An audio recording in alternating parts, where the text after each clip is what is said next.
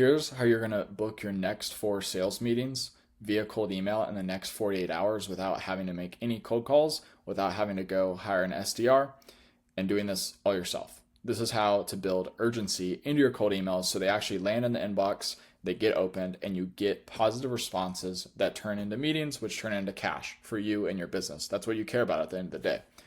So if you don't know who I am, my name is Will Beller. I've booked with the top law firms and healthcare systems in the world via cold outbound, number 14 and number 3, plus a lot more to be specific. I've helped sell into NYU, the DOJ, FIGS, plus a lot more. And I've established strategic partnerships with some of the top 20 global litigation firms in the world. Here's a screenshot of me being featured in Instantly's latest newsletter for booking 36 appointments in just 18 days for one of my clients, completely from cold email, no cold calling, no multi-touch point or anything like that, just cold outbound through email. So why urgency matters? Humans avoid uncertainty, and urgency provides clarity on their decision-making process. The now or never bias, decisions are easier when time or opportunity feels limited. If you just give somebody an unlimited time frame to make a decision, they're always going to wait and they're always just going to push it off because it doesn't actually give them clarity on what they need to do. Urgency equals focus, so it just pushes the action forward basically with what I just said. There's 3 types of urgency in cold emails. There's time-based urgency, trigger-based urgency, and contextual urgency. So for time-based, can be something around like, hey, we're locking in the Q4 pilots next week. Wanted to get you in before they close. This is the last opportunity. Trigger-based urgency, saw your company just raise funding. Perfect window to streamline that outreach. Contextual urgency, competitors are already doing X. Here's how you stay ahead. I'm wanting to loop you into strategies being used by your competition, etc. And I'm going to show you examples right now. So these are frameworks that I've used to book meetings personally myself, and then also for my clients. So for a time-based urgency one, hi, first name. I saw that you were also located in Texas and in the tech space. Mutual LinkedIn connection or friend or name drop suggested that I reach out. We only have a few open, I wrote this like very quickly. We only have a few open seats left for our Q4 pilot program for our solution that is 5 times as cost effective as what you're likely using. Mind if I save you a seat? For the next one, hi, first name. Just noticed you guys raised your Series A, so this is based off of a financial trigger. Congrats. I know you're getting bombarded with emails right now, but we helped similar company scale by X%. I've been speaking with other sales directors in the niche and wanted to loop you in on strategies being used by industry peers. Mind if I send over a 2-minute loom? Hi, first name. Did you see competitor name is using XYZ solution? I was curious if you've looked into anything that might help with common bottleneck problem. I could send over a free audit for company name if you'd like to see the potential. This solution right here could also be a unique mechanism. Ideally, your unique mechanism, but you're not actually naming your company name. That's a good way to get them to buy in and trust you. So how to ensure message relevance, make your emails not suck. And I'm going to provide at the bottom and the end of this video some like exact examples you can copy in addition to these up here. So where to add urgency without sounding pushy. Subject line, putting kind of like FOMO in there before your competitors do, tying it to something with, Q4 or, Q1. Line 2, tie urgency to that specific event or window. CTA, a clear, low friction action, worth a quick look before Friday. So just tying that CTA to maybe the end of the week or the end of the month.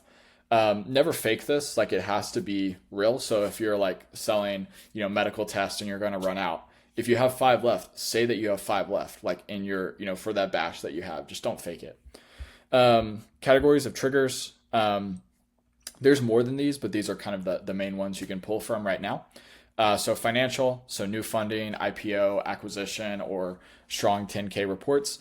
I have another video on my channel if you want to check it out, where I'm showing you exactly how to scrape data from Crunchbase for completely free.